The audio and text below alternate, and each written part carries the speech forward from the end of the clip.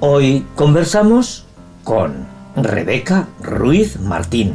Sí, ya sé que no necesita demasiadas presentaciones. Periodista de raza, periodista con mayúsculas, de las que hacen bueno el ejercicio de esta profesión tan controvertida en los tiempos que corren. Redactora impecable, de las que entiende su trabajo casi como un sacerdocio. Y es que ella siempre está allí, en cualquier lugar y a cualquier hora, para cubrir cualquier noticia en las tierras de la Jacetania. Y es precisamente ese nombre, Jacetania, Jacetania Express. Ese es uno de los grandes proyectos periodísticos que Rebeca ha sido capaz de sacar adelante. Y no solamente eso, sino además de haberlo elevado a la cima del éxito de la comunicación del siglo XXI, que casi a tiempo real nos permite conocer lo que sucede en Jaca, Sabiñánigo o sus comarcas desde cualquier rincón del mundo. Periodista rigurosa, neutral, apasionada y avalada además por una prolífica carrera. Rebeca nació en las bellas tierras de Salamanca, en Alba de Tormes, y llegó a Jaca por una poderosa razón: por amor, junto a su marido, el periodista jaqués Carlos del Puello. Aquí quedó prendada por nuestros paisajes, nuestras costumbres, nuestras gentes, apasionada, por ejemplo, por la festividad de nuestro primer viernes de mayo, consiguiendo además el cariño y el reconocimiento por parte de todos, tanto en lo personal como en lo profesional, y convirtiéndose, por su buen hacer, en embajadora de la marca Ejército. Rebeca Ruiz, muy buenos días, bienvenida a la Ciudadela de Jaca, bienvenida a Diálogos desde la Fortaleza, bienvenida a este viaje que vamos a hacer por tus recuerdos. ¿Cuáles son los primeros recuerdos conscientes que guardas de esta vida? Muy buenos días, Toño, bien hallada, además en un sitio fantástico, fabuloso, como es la Ciudadela, no podía estar en mejor sitio. Los primeros recuerdos, pues fíjate, los primeros recuerdos me llevan a mi pueblo, Alba de Tormes, a Salamanca. Es que, lógicamente, son esos momentos de infancia feliz que todos tenemos.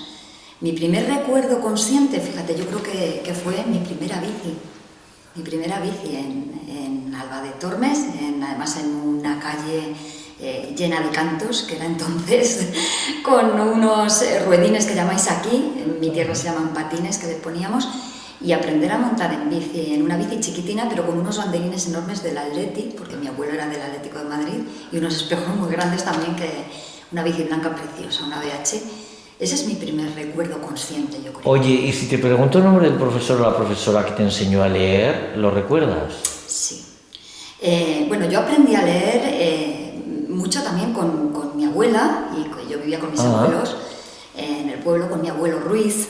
Se llamaba Pepe, pero todo el mundo decía el abuelo Ruiz, y con el abuelo Ruiz se quedó. Y el abuelo Ruiz, bueno, pues me cogía las cartillas aquellas de Rubio y me enseñaba, ¿no? Yo fui a un colegio de monjas, tengo muy buen recuerdo de ellas.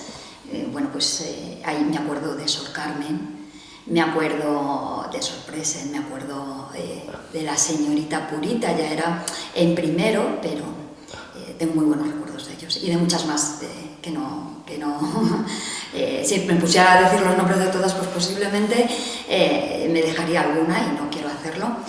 Sor Blanca, ya más mayores, Sor Asun, pero con quien de verdad aprendí a leer, creo que fue con mi abuelo Ruiz. Rebeca, ¿tú eres de las que piensa al final que cualquier tiempo pasado fue mejor? No. Y además creo que no lo has dudado, ¿eh? No, creo que no lo tenemos que pensar, nos tienen que quedar esos buenos recuerdos, porque además forman parte de nuestra vida, de nuestra existencia, y de eso que nos tenemos que agarrar a ello cuando a veces las cosas se ponen mal, ¿no? Que a todo el mundo nos pasa. Pero yo tiendo a ser muy optimista, tiendo a pensar que, bueno, las cosas pasan por algo, a lo mejor es también una manera de sobrevivir, ¿no? De supervivencia, pero yo no quiero pensar que cualquier tiempo pasado fue mejor. Creo que fue diferente, puede ser. Lo que te digo, hay buenos recuerdos, hay cosas con las que te tienes que quedar, pero siempre hay cosas buenas por venir, y con eso te tienes que levantar cada mañana. Si no, pues esto iba a ser pues muy aburrido y muy triste, ¿no? Es una gran idea, claro que sí. Bueno, luego hablaremos pero hay una pregunta que me despierta mucha curiosidad en tu caso en concreto. ¿Qué es lo primero que sentiste o pensaste cuando viste la Ciudadela de Jaca? me pareció un castillo de cuento. Y te voy a decir por qué. Porque vuelvo a mi pueblo otra vez, Alba de Tormes. Sí. En mi pueblo hay un torreón de los duques de Alba. Un torreón, bueno, pues que también tuvimos ciertas historias, ciertos paralelismos con los franceses, que nos lo quemaron todo. Y yo, mi idea de castillo de siempre era ese torreón. Ahora está arreglado, pero en aquel momento, bueno, pues jugábamos, entrábamos, salíamos, era un sitio, era pues casi una ruina, solamente quedaba una torre, la torre del homenaje, también como muy simbólico, ¿no? Entonces era ese, claro, lógicamente yo había visto pues muchos castillos, había estudiado también castillos, porque antes sí que se estudiaban los castillos en el colegio, en tu época y en la mía. Sí. Ahora eso parece que ya se ha quedado un poco en segundo plano, pero antes era como las humanidades se daban mucha importancia. Y había visto muchos castillos, pero mi idea de castillo de siempre, la que yo tenía un poco interiorizada, era el castillo de mi pueblo, que en realidad era una torre, fíjate. Claro, yo cuando llegué aquí, además ya de mayor, porque yo llegué aquí ya un poco consciente, no, claro. Consciente no tanto como ahora, ya después de un montón de años que llevo aquí, pero a mí esto me pareció un castillo de cuento, o sea, me pareció impresionante lo que había aquí. De hecho, la primera vez que vine tuve que verlo varias veces, porque la primera vez me perdía. El discurso histórico no lo comprendía bien, tenía que dar vueltas, veía mucho jardín, veía ciervos, veía al mismo tiempo, bueno, pues Felipe II, que está ahí en el centro de todo, y la verdad es que me pareció un castillo de cuento. Pero me vas a permitir que te diga, porque yo para preparar esta entrevista he estado indagando en Alba de Tormes y la verdad es que bueno, la historia que hay allí, que encierra, es absolutamente impresionante. Bueno, de pequeña, ¿qué quisiste ser o qué se te pasó por la cabeza? Mira, yo lo tenía muy claro. Yo siempre quise ser periodista, siempre desde que tengo sentido de un poco de razón y conocimiento, un poco de causa. De chiquitina sí que pues lo típico, ¿no? Enfermeras, azafatas, queríamos ser todas en el colegio. Pero yo es verdad que enseguida, a mí me empezó a llamar enseguida la atención todo el mundo de las noticias, de mi abuelo, el otro abuelo, mi abuelo Graci, padre de mi madre, porque yo es que os tengo que decir que vivía con mis abuelos, viví hasta los 8 o 9 años, vivía en el pueblo. Mis padres estaban en Madrid, después ya me fui con ellos, pero bueno, pues en aquella época, bueno, pues también había nacido mi hermana, las dos a la vez era muy difícil irse a la capital y yo me quedé con los abuelos, que venían a verme mucho y todo lo demás, claro. Pero esa riqueza de vivir en el pueblo, pues sí que es verdad, que además yo la guardo con mucho cariño, porque mi infancia fue muy feliz. Y esto venía ¿a qué venía? No, pues precisamente un poco a ver cuál era la profesión que tú habías querido y tener claro que ya desde pequeña querías ser periodista. Era que yo vivía, siempre estaba muy pendiente del parte. El parte era en el momento en que no había televisiones, cuando llegaba el parte era la hora de coger el parte y había que ver el parte. Bueno, pues a mí el parte es que me volvía loca, quiero decir, ¿no? Yo me sentaba ahí, no entendía nada, pero yo sabía que era una cosa importante y que si a mi abuelo, que para mí era un referente, le interesaba tanto lo que pasaba, y era un señor de campo, y era un agricultor que había pasado una vida muy dura también, pero le interesaba y quería saber del mundo, y yo también quería saber. Y entonces, bueno, pues al principio yo recuerdo, también cuando me decías antes estos recuerdos primeros que tenías y tal, sí. Ahí había una especie de cadieras que llamáis aquí, ahí se llamaba escañeta, y yo recuerdo estar en la escañeta con el abuelo viendo el parte. No entendía nada, Toño, entonces, pero a mí me gustaba aquello. Y luego, bueno, pues mi padre empezaba a llevar el periódico a casa y yo me encantaba leer el periódico, tampoco entendía nada, pero a mí aquello me iba a la marcha de saber qué pasaba y sobre todo pues de estar muy cerca de la gente. Y yo veía que pues lo poco que podía alcanzar entonces, pues que los reporteros, los corresponsales de los pueblos estaban muy cerca de la gente, siempre. Y creo que es un poco lo que me movió, pero siempre tuve muy claro que quería hacer esto. Oye, y vamos un poco, retomamos lo que hablábamos antes, ¿no? Pero cómo Rebeca, desde las bellas tierras de Salamanca, porque es que me he enganchado, he estado mirando y ahora con internet puedes ver y tal, ¿no? ¿Cómo es que acabas aquí a la sombra del Monte Oroel? Bueno, pues mira, acabo a la sombra del Monte Oroel, sí, porque queda lejos y en aquella época más, claro, todo, con la globalización parece que está todo muy próximo, pero en aquella época sí que estaba lejos. Bueno, pues yo termino aquí por amor, como se toman todas las decisiones importantes en esta vida, ¿no? Claro. Si no te mueve el amor, yo creo que no te mueve nada. Y bueno, pues yo conocí al padre de mis hijos y a mi marido, lo conocí en Salamanca, trabajábamos, él también es periodista, trabajábamos los dos en el mismo medio. Y bueno, pues ahí surgió y aquí terminé. Cuando me quise dar cuenta estaba aquí y muy bien, hasta hoy, hace mucho de eso ya. A mí me gustaría, Rebeca, es algo que siempre me despierta mucha curiosidad y es el ejercicio de la profesión, de vuestra profesión, pero cuando estamos hablando de poblaciones que no es un Madrid, para que nuestros espectadores lo entiendan, ahí existe la superespecialización, quien hace juzgados, quien hace sociedad hace sociedad, pero ese ejercicio de la profesión que vosotros hacéis, pues por ejemplo, en las tierras de la Jacetania, ¿no? En el cual tenéis que cubrir desde las noticias políticas, los sucesos, es duro. Es duro. A ver, es duro a veces. Pero como todas las profesiones, quiero decir, también será duro para el médico enfrentarse a una situación determinada o será duro pues para el panadero levantarse todos los días y tener que sacar adelante su negocio. Yo empecé muy joven, yo estaba estudiando y a la vez que estudiaba empecé ya a trabajar, dándolo todo, porque como yo lo que tenía muy claro era que lo que quería era trabajar, claro, pues tuve que pasar por estudiar, pero lógicamente enseguida empecé a trabajar y además bien. Tuve la suerte de que en aquel momento en el periódico, lo que tú dices, había secciones, había local, provincia. Yo empecé haciendo campo, además, Castilla y León, que era, bueno, pues campo era estar todo el día de un lado para otro, estar además en un momento en el que no había móviles, en el que no había... Sí, era complicado, ¿eh? Complicado. Ahora es una maravilla todo. Hombre. Y bueno, pues también me tocó hacer local, me tocó hacer sucesos, me tocaba hacer un poco, bueno, cuando llegas el último trabajo, pues te toca hacer lo que te toca. Aprendí mucho de los compañeros de entonces,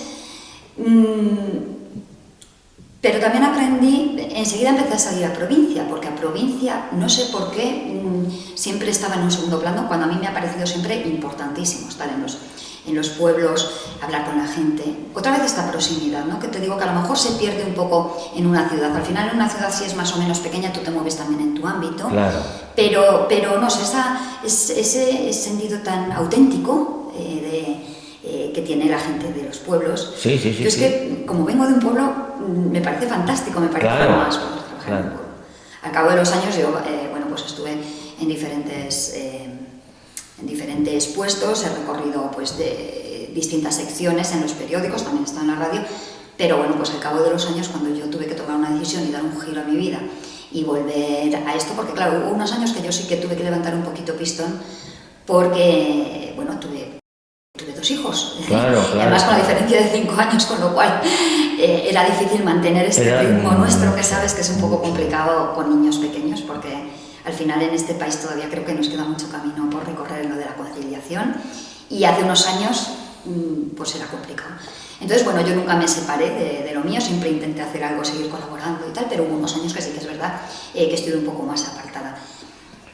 Cuando se pasa ese proceso, tus hijos crecen y la vida sigue. Entonces es cuando tú decides qué vas a hacer. Y yo tenía 2 opciones, entrar en un periódico, irme a una ciudad, entrar, bueno, pues un poco, retomar un poco mi carrera, o intentar el proyecto que yo siempre había querido por mi cuenta. Y ahí fue donde volví otra vez y donde dije, pues quiero esto de esta manera, y como además ahora me va a costar mucho sacrificio volver.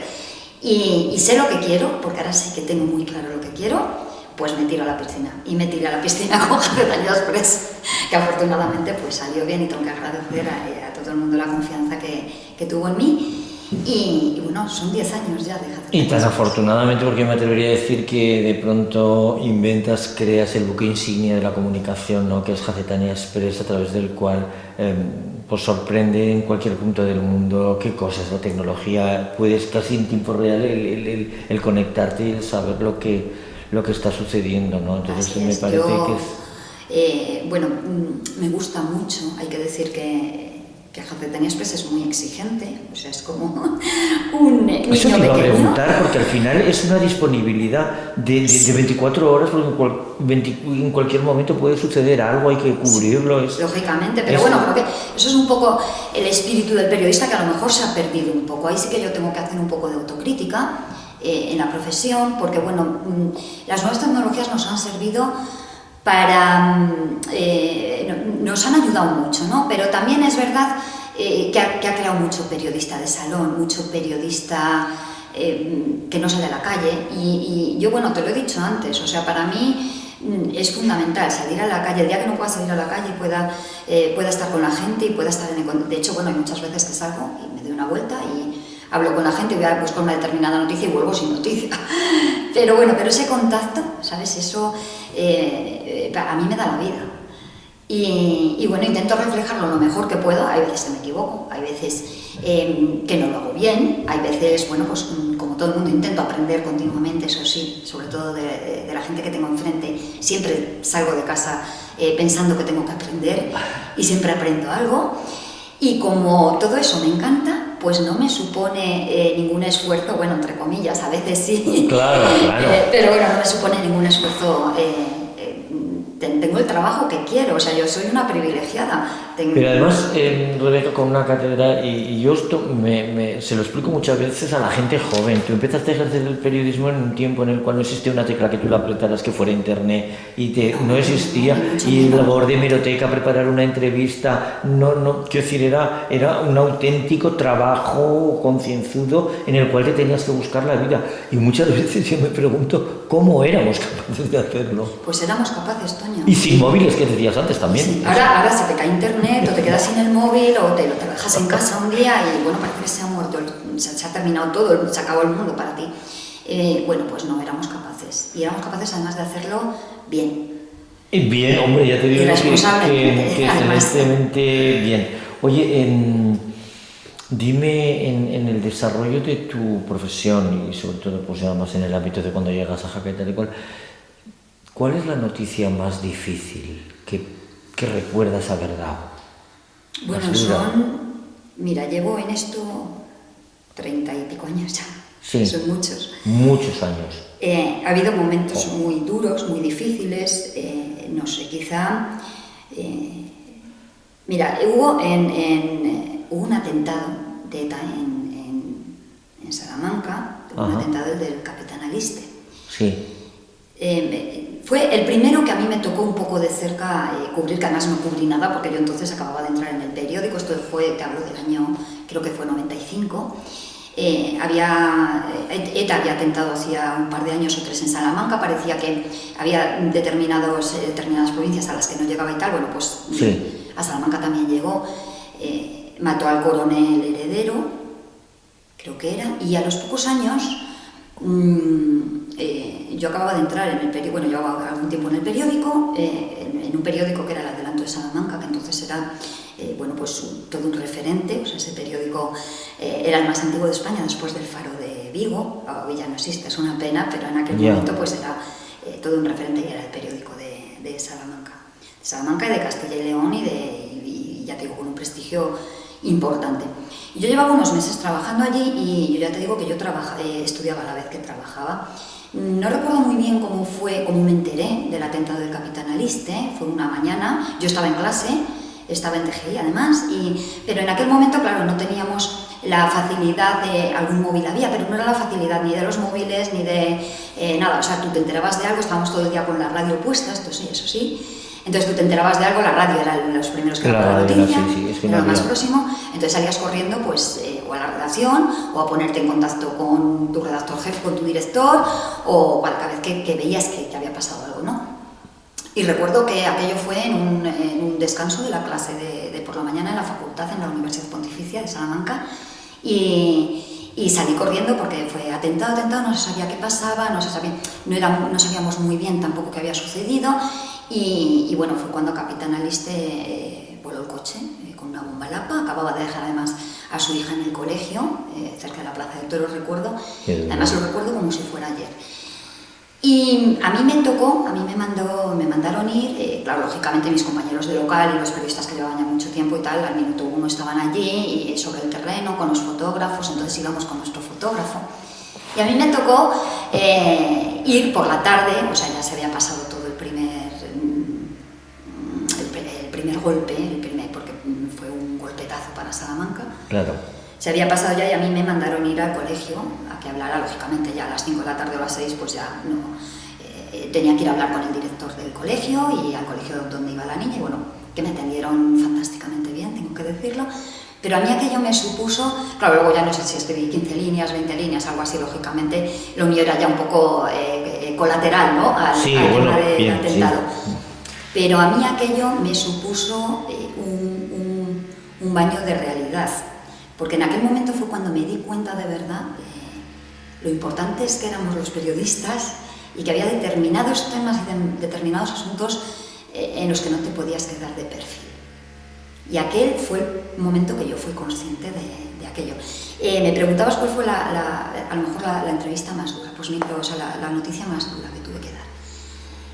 Se me ponen todavía los pelos de punta porque ha sido hace relativamente poco.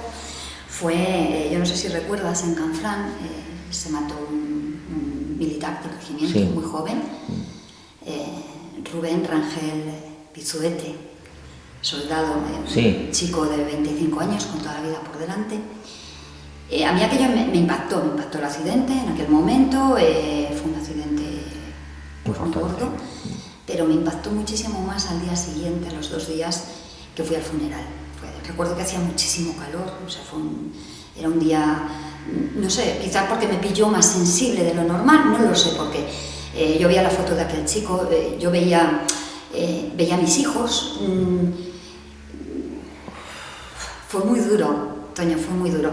Yo vi a aquella madre en aquel momento y no pude escribir la noticia, o sea, yo fui a cubrir el reportaje. En aquel momento no era Gacetania Express, trabajaba para otro medio. Fui a cubrir el funeral, no pude escribir la noticia, escribí una crónica diciendo cómo me sentía y que ojalá ni yo ni nadie tuviéramos que dar nunca una noticia como esa, es la peor noticia. Ver a aquella madre, luego la conocí unos años después, porque se hace homenaje todos los años al soldado Rangel, después cabo. Yeah.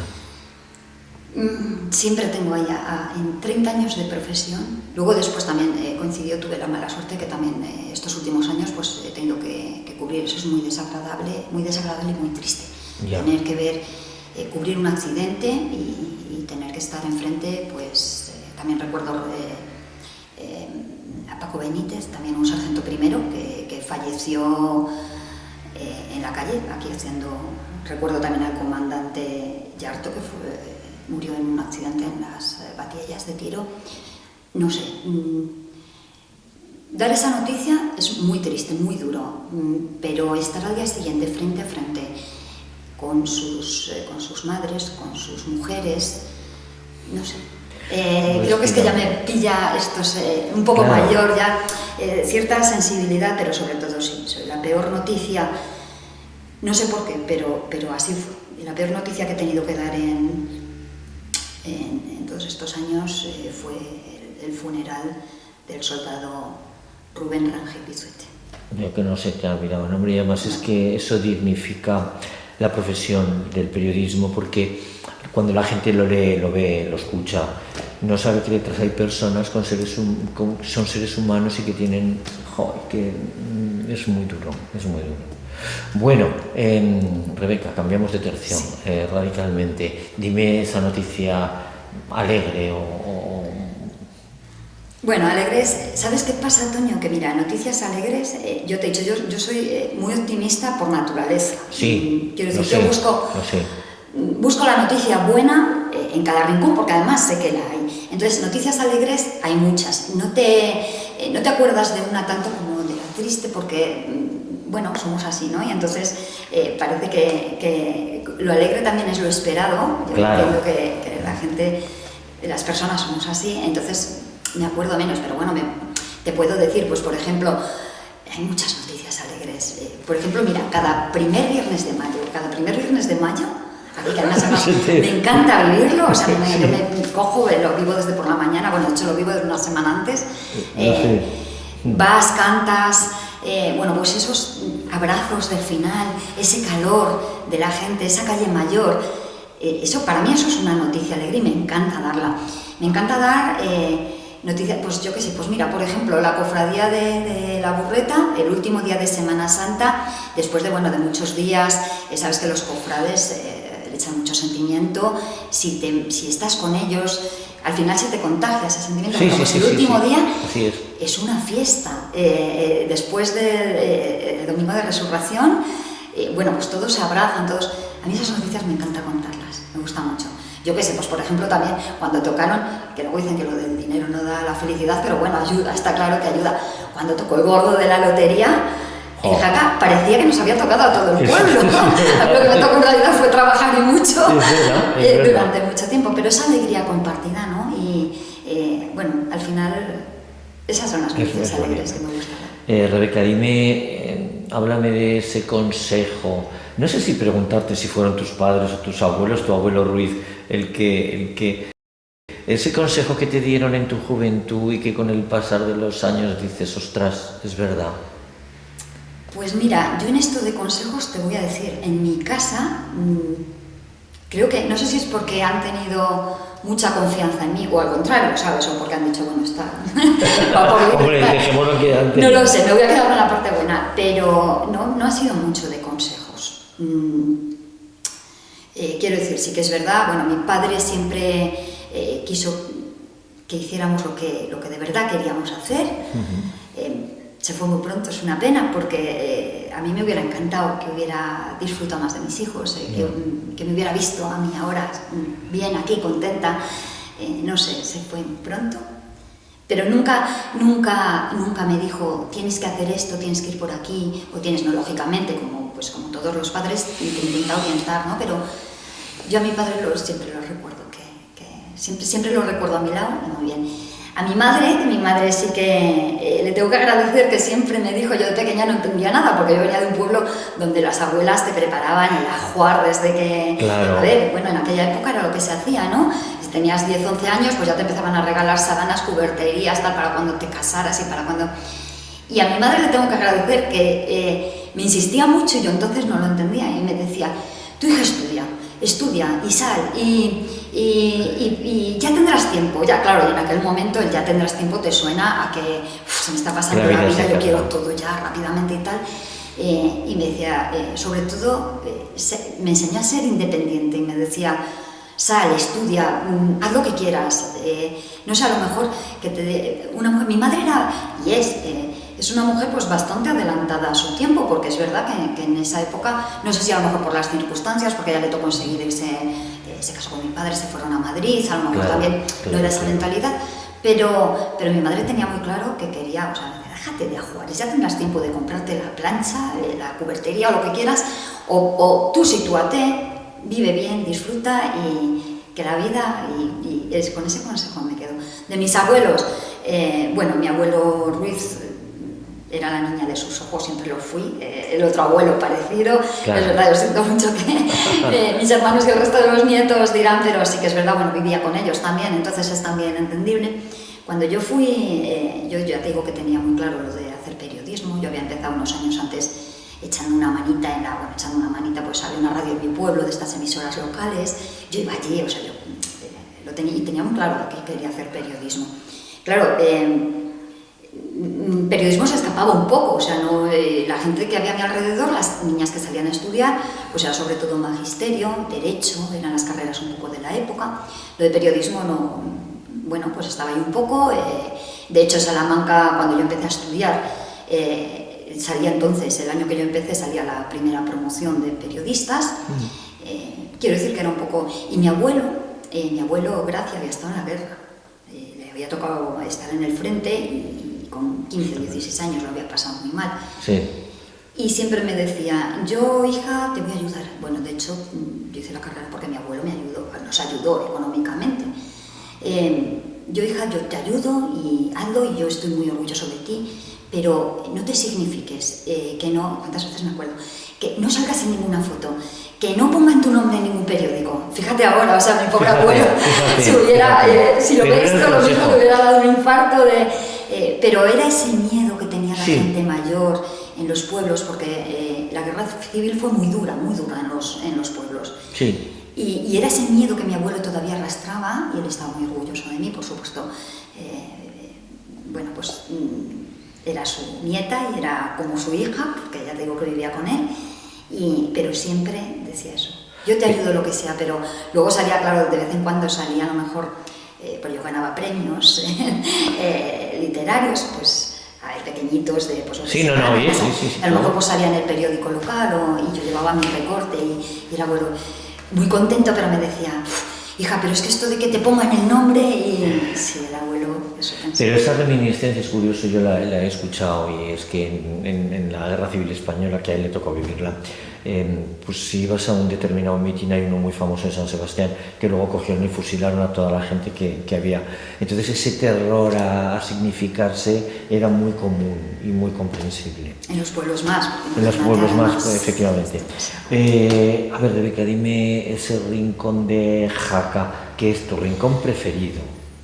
Pues mira, es muy sencillito y te voy a decir, a mí me encanta la cantera y me encanta el paseo, la Constitución.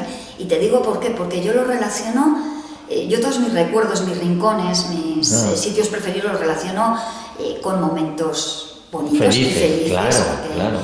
Y claro, y esos momentos felices y bonitos son mis hijos, pues yo que sé, aprendiendo a montar en bicicleta por el paseo, cayéndose delante de, pues yo que sé, comprando un helado en el kiosco de Manolita, yendo a la cantera y yo que sé, pues el pequeño que era lo más, no sé, pues empezar con el balón, patando balonazos al primer árbol que pilla.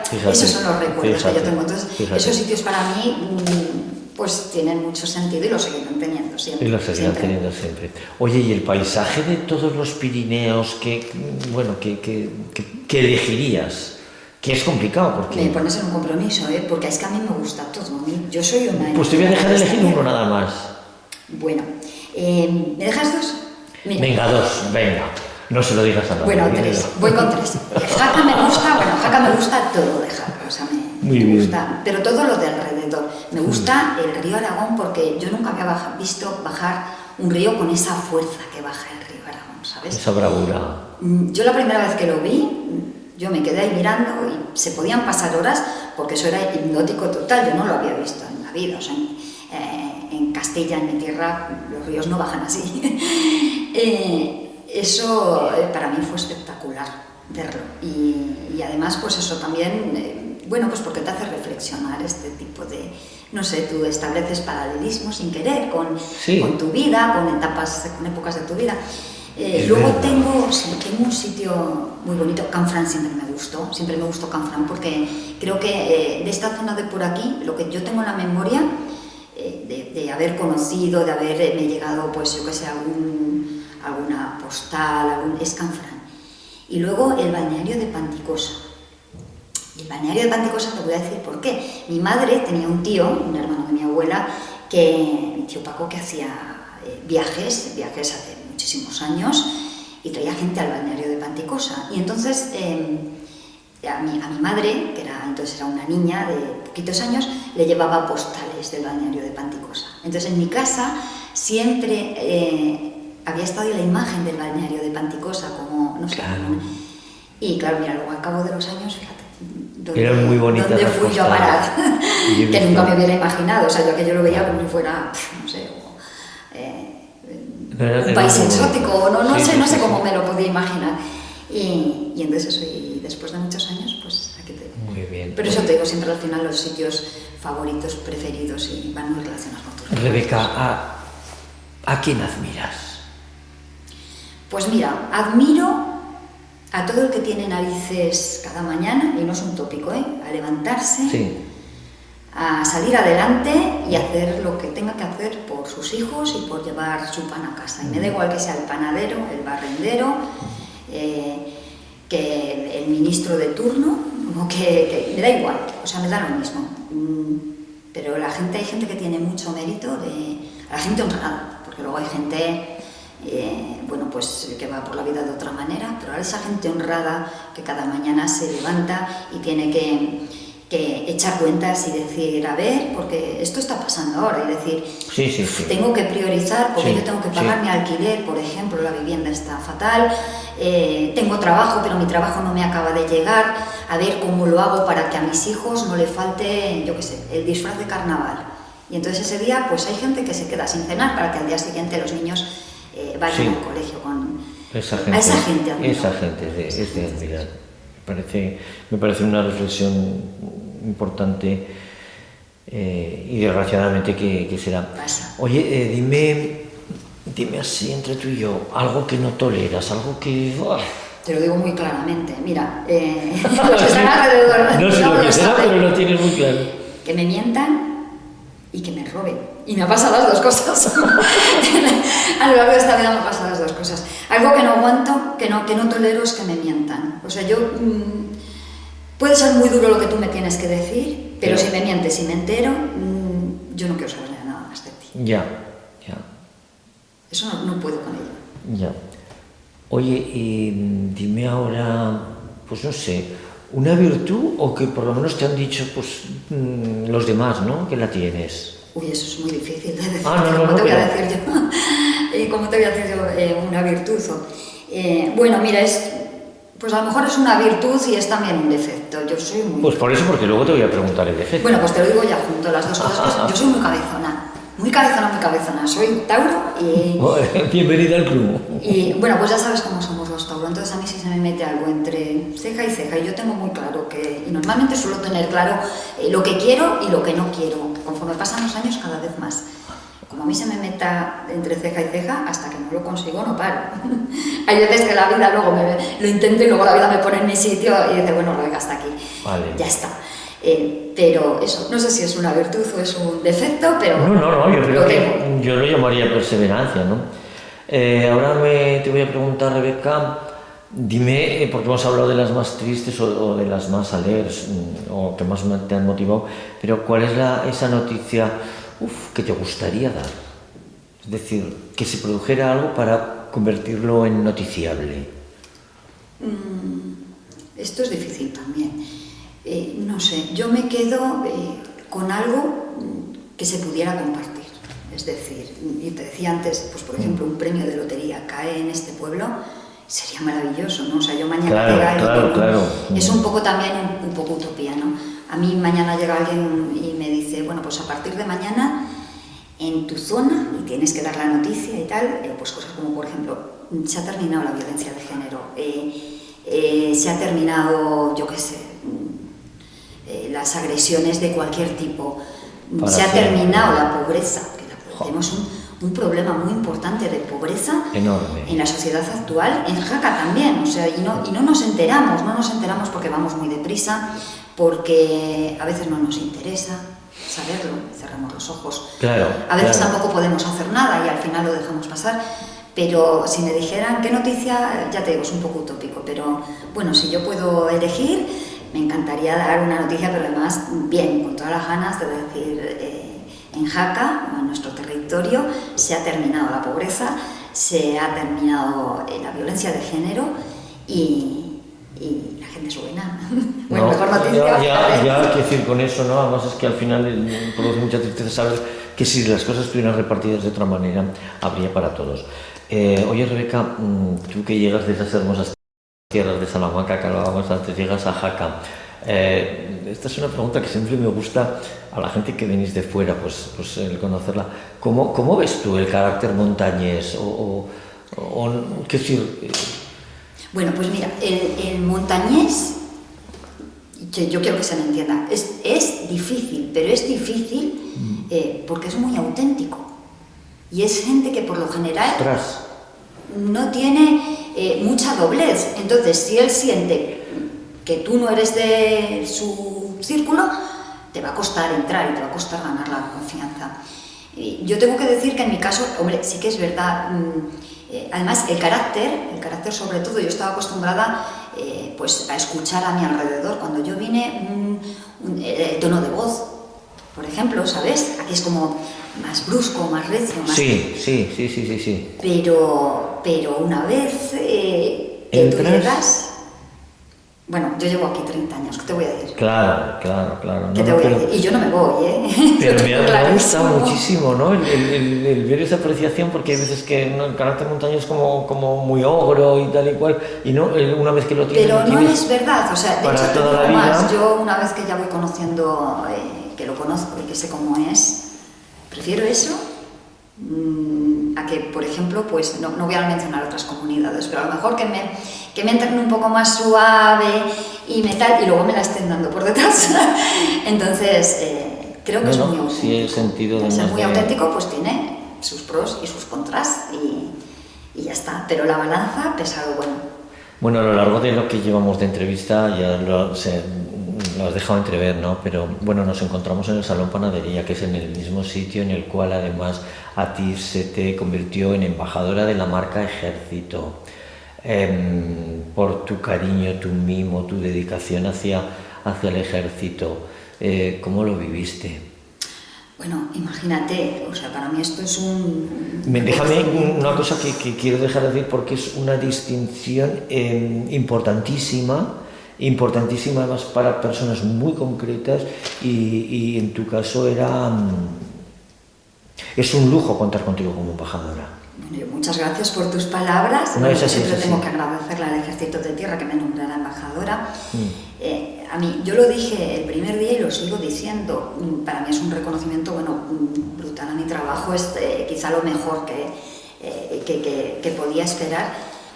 Es una responsabilidad muy grande, porque claro, a ti te nombran embajadora marca Ejército y dices, sí, yo comparto tus valores, intento intento darte visibilidad, que es un poco la función que tenemos los embajadores, intento acercar la institución a la sociedad, porque ya te digo que más o menos voy en la misma línea. Si no fuera así, evidentemente no lo haría, ni hubiera hecho los reportajes, ni hubiera sido acreedora de este reconocimiento, pero es una responsabilidad muy grande. Y a mí me generó en su momento cierto vértigo, porque es muy bonito llevar en la solapa la marca Ejército. Sí. Pero tú sabes que estás representando, que ya no te representas a ti solo, que estás representando los valores de una institución a la que yo tengo mucho respeto, mucho cariño y muchísima admiración. Y que además que si lo has sabido llevar y es un orgullo, para el Ejército es un orgullo contar con personas que además han sabido acercar las noticias, ¿no? de toda la esfera, de todo el mundo del Ejército, del deporte de montaña, en fin, de todo ese tipo de cosas. Como si no tuvieras ya tiempo libre, de pronto un día pues enchufó la radio y oigo la voz de Rebeca Ruiz. ¡Qué bonito, Rebeca! ¡Qué bonito! Has vuelto a la radio, además, pues no vas a permitir que lo diga porque es verdad, o dicen que la tele te quiere o no te quiere, por la radio igual, y entonces escucharte era hipnótico, ¿no? En un programa en el cual nos acercas cosas como los rincones de alrededor de los pueblos, un ejercicio de la radio tan bonito. Bueno, yo estuve, te lo he dicho antes, yo empecé, cuando empecé a aproximarme a esta profesión hace muchísimos años, tenía, no sé, no había empezado, estaba en el instituto, 16, 17 años, cuando yo me iba a la emisora aquella de Alba, cuando yo escuchaba por las noches, porque en mi casa se escuchaba mucho la radio, mi madre escuchaba la radio estaba puesta siempre en todas las cocinas, entonces yo siempre escuchaba la radio y yo empecé en la radio de mi pueblo y me empezó a enganchar un poco, pero sí que es verdad que yo tenía el corazón un poco partido entre lo de escribir y la radio. En Salamanca ya los primeros años ya empecé también a colaborar con la SER, con algún programa, alguna colaboración en concreto. En aquel momento recuerdo que había un programa en la SER que se llamaba La Firma. Yo entonces llevaba a campo y eran los follones aquellos que hubo en los años 90 y pico de las azucareras que se cerraban, y bueno, sabes que en una tierra como esa, que la remolacha tenía mucho peso específico, claro. Bueno, pues fueron unos años pues de mucha actividad y de mucha informativa y de mucha opinión y de muchas protestas, y bueno, una época caliente. Entonces yo tenía en la SER, colaboraba con un programa que se llamaba La Firma, y entonces pues hacíamos un poco, contaba un poco cómo estaba, tomamos un poco el pulso al campo. Y aquello fue el principio. Después, ya aquí, cuando yo vuelvo un poco a retomar mi carrera, abren en Sabiñánigo Onda Cero Pirineos. Y ahí me enganché otra vez a la radio. Pues ahí me enganché en la radio y estuvimos 2 o 3 años en Pirenarium, hasta que, bueno, que yo, Pirenarium, por otras razones, al final... Desgraciadamente sí, ¿no? Tuvo que, sí, se cerró, la emisora tuvo que cerrarse, y bueno, yo ya, a partir de ahí fue un poco cuando yo ya me volqué en Jacetania Express. Estuve después en Aragón Radio, también estuve 8 años. Y de repente, pues bueno, esta temporada, hace unos meses, me ofrecieron en Onda Cero, volver a Onda Cero. Pero... Y me dijeron, ¿tienes un programa? Y dije, bueno, a mí como no me van a dar la marcha, pues dije, venga, hasta donde sea. No, pero absolutamente fantástico. Y además a nivel de producción, de creación, ¿no? de los formatos, ¿no? El poder acercar a la gente de aquí de esa manera en nuestro entorno, que seamos conscientes, ¿no? De lo que nos rodea, de los potenciales, de todo ese tipo de cosas. Rebeca, el ejercicio del periodismo, de alguna manera, en personas como tú se ve claro, hablamos de compromiso, hablamos casi de un sacerdocio, ¿no? ¿Cómo ves tú ese intrusismo excesivo que hay, esa falta de rigor, incluso lo que es peor todavía, yo creo que es como esa defensa de falta de rigor, es decir, contrastar las noticias queda en un segundo lugar? ¿Qué opinas al respecto? Bueno, pues mira, creo que ya te estás contestando tú mismo, ¿no? O sea, hoy cualquiera con un móvil en la mano es periodista.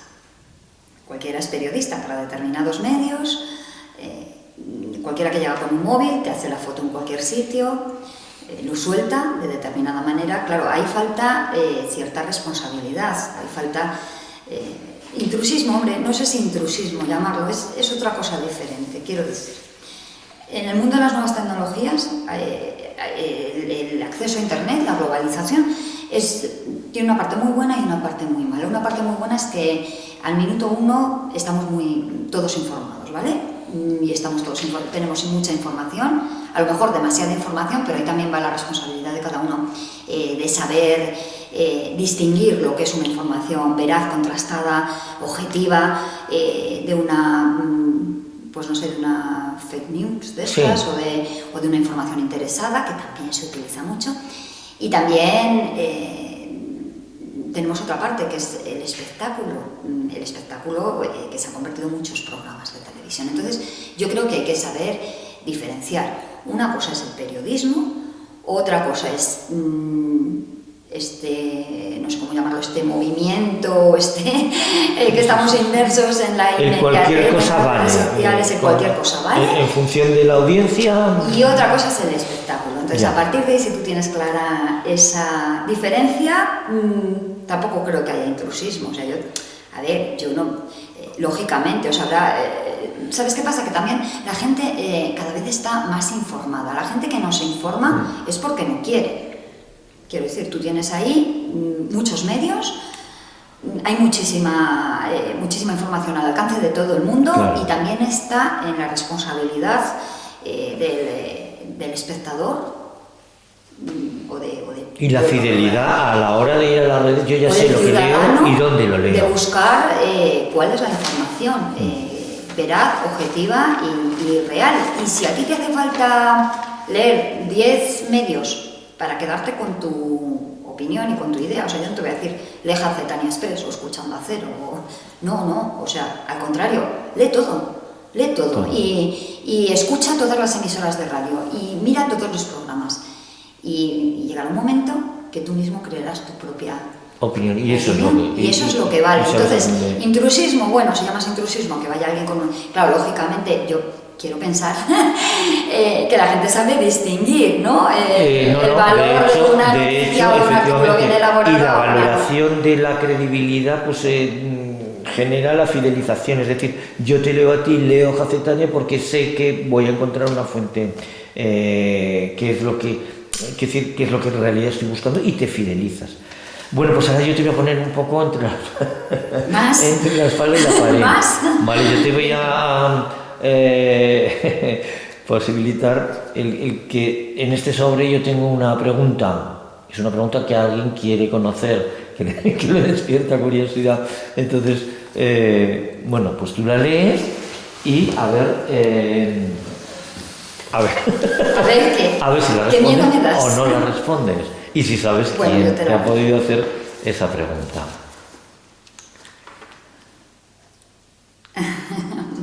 Sí, claro, como no voy a saberlo. Léenosla para que la... ¿Dónde estabas y qué hacías el 10 de junio del año 2001 a las 2 de la tarde? Pues en este momento... Otoño. En este momento nacía mi hijo Javier. Mi hijo Javier estaba con Carlos, con mi marido, en Salamanca, en el clínico. Hace muchos años ya ves. Pues sí, 2001. ya casi 25 años. Esta pregunta es de Carlos. Pues efectivamente es de Carlos del Puello, de tu marido, que quería estar también presente y le digo, dame una pregunta que te gustaría saber. No sé, ¿qué supuso la maternidad en tu vida? Porque yo creo que al final es todo. Bueno, pues es lo más grande. O sea, te podría decir que el periodismo es lo más grande para mí, pero no es verdad. O sea, lo más grande después de todo lo que te he contado son mis hijos. Son mis hijos, Javi y Carlos, los dos. Son mis hijos y por ellos los daría todo, hasta dejar el periodismo, que fíjate lo que te estoy diciendo, porque para mí es más que una profesión, es un modo de vida. O sea, yo me voy de vacaciones y sin querer estoy con el antena diciendo, estoy a miles de kilómetros, no me importa nada lo que esté pasando ahí, voy a descansar. Pues da igual, sigo con ello dentro porque es un modo de vida ser periodista. Pero lo más importante, sin ninguna duda, mis hijos, Javi. Tus hijos, que además, y lo creo firmemente, harán grande tanto el mundo de la música como el mundo del fútbol, ¿no? Y espero, no tardando mucho, el tenerlos sentados también en diálogos desde la fortaleza, porque son dos auténticos cracks, claro que sí. Para mí sería un orgullo, pero, Toño, que sean buenas personas y que les vaya bien en la vida. Bueno, y el consejo del consejo de tu padre, que hagan en esta vida lo que ellos quieren hacer, que eso es muy importante, claro que sí. Rebeca, ¿dónde te ves viviendo dentro de 25 años? Pues sí, igual ya has acabado de los de Jaca. No, yo me quedo aquí, yo estoy muy bien aquí. Sí. No sé si me echarán algún día los de Jaca, pero yo estoy aquí encantada de la vida. Además, bueno, pues iba a decir mi segunda casa, es que ya tengo corazón partido, yo llevo aquí más de media vida. Más de media vida, claro.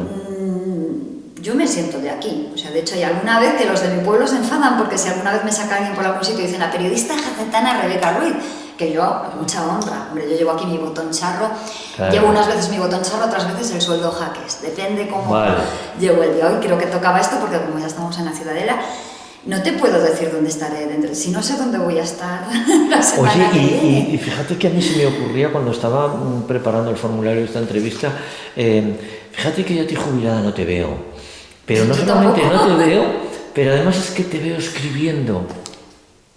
¿No lo has pensado el decir voy a escribir un libro? Pues ¿sabes qué pasa? Yo admiro mucho a los escritores, muchísimo.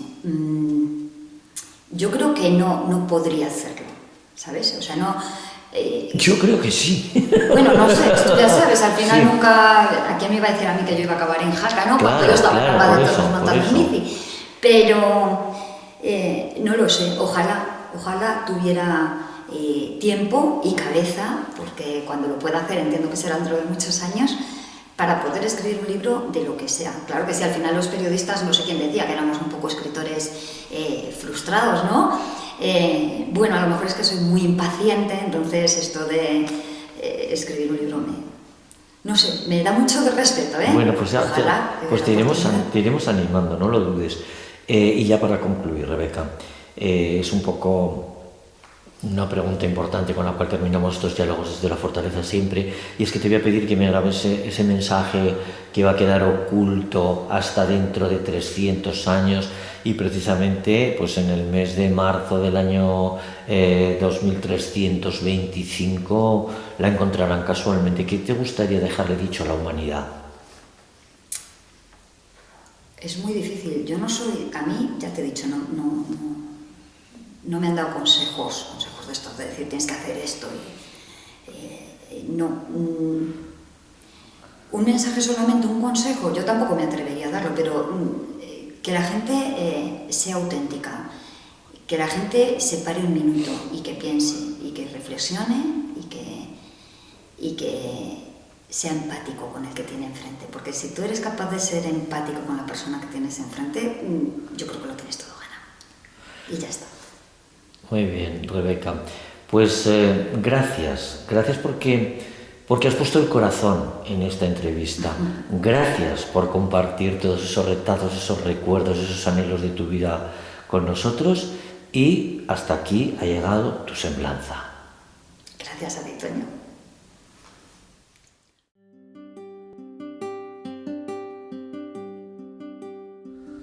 Los primeros recuerdos de Rebeca son de una calle empedrada, en Alba de Tormes, donde nació, y subida a una pequeña bicicleta adornada con banderines del Atlético de Madrid, equipo del que era su abuelo Pepe, el abuelo Ruiz. En definitiva, una infancia feliz.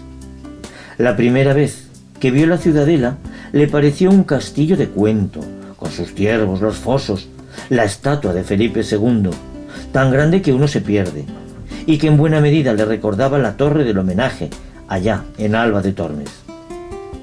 Rebeca nos ha contado, y créanme que nos ha emocionado, aquella vez que tuvo que cubrir la noticia del fallecimiento del soldado Rubén Rangel Bizuete, un joven de 25 años, a consecuencia de un desprendimiento de rocas en Canfrán. Todavía recuerda la mirada de aquella madre en el funeral 2 días después. Y aquel día, Rebeca no pudo ni siquiera escribir la crónica.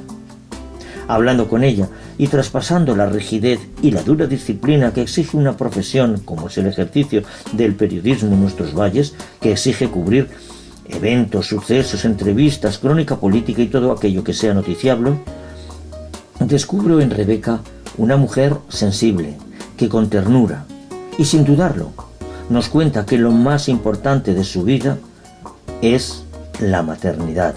Y es que Rebeca es la madre de 2 chavales estupendos, Javi y Carlos, que darán mucho que hablar, tanto en el mundo de la música como del fútbol.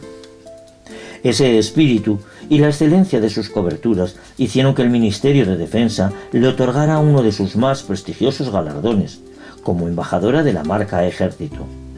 Rebeca, amas nuestra tierra y a nuestras gentes, pero déjame que te diga algo, de lo que, preparando esta entrevista, he tenido constancia. En Jaca se te quiere, te queremos mucho, admiramos tu trabajo y a ti como persona.